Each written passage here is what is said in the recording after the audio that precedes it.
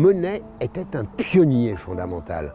Ne serait-ce que dans cette façon d'avoir créé ce bassin aux nymphéas, c'est un geste complètement inédit à l'époque. Vous vous rendez compte, quelqu'un qui transforme la nature dans son tissu géologique en détournant une rivière, pourquoi faire le motif de ses tableaux?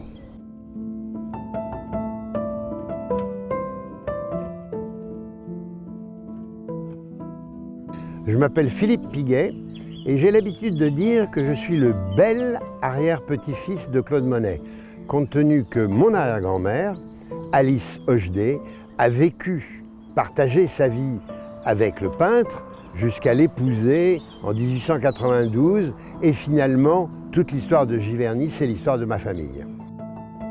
Mes plus vieux souvenirs d'enfance, ils sont notamment ici, autour de ce bassin. Quand gamin, dans les années 50, nous venions déjeuner avec les grands et que nous, gamins, à l'heure du café, on descendait ici et on venait avec mon frère pêcher dans le bassin. Donc ça, c'est vraiment un des souvenirs très très forts. Les tableaux de Monet, on les a toujours en tête quand on est dans cette famille. Je fouillais la maison, notre maison, et j'accumulais des documents, photos de Monet qui étaient chez ma grand-mère, des lettres, et je demandais à ma grand-mère de me raconter tout cela. Et donc j'ai constitué des archives.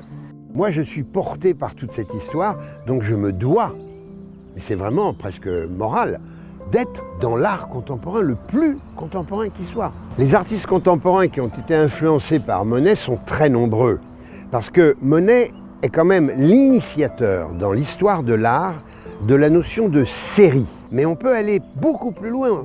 C'est que l'impressionnisme se caractérise par une touche qui est individualisée. C'est-à-dire que le mélange, c'est l'œil qui va le faire, c'est plus sur la palette. Eh bien ça s'appelle chez nous, aujourd'hui, au XXIe siècle, un pixel. Donc tous les artistes qui travaillent avec les technologies contemporaines, ils ont une dette à l'égard de Monet. Le travail de Hockney est tout à fait intéressant, c'est un artiste fondamental, notamment justement parce qu'il a exploité des techniques comme l'iPad. C'est-à-dire que l'iPad, c'est le carnet de dessin pour lui. Le travail qu'il fait picturalement, c'est peut-être plus, il me semble, chez Hockney, un état d'esprit, dans un rapport à la nature.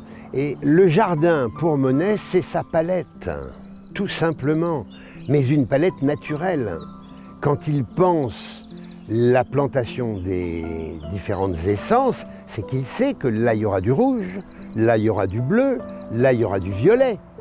Donc c'est vraiment ça, c'est sa palette. Son jardin, c'est sa palette. Et le bassin aux nymphéas, comme l'a dit magnifiquement Bachelard, c'est un miroir tendu à la beauté du monde.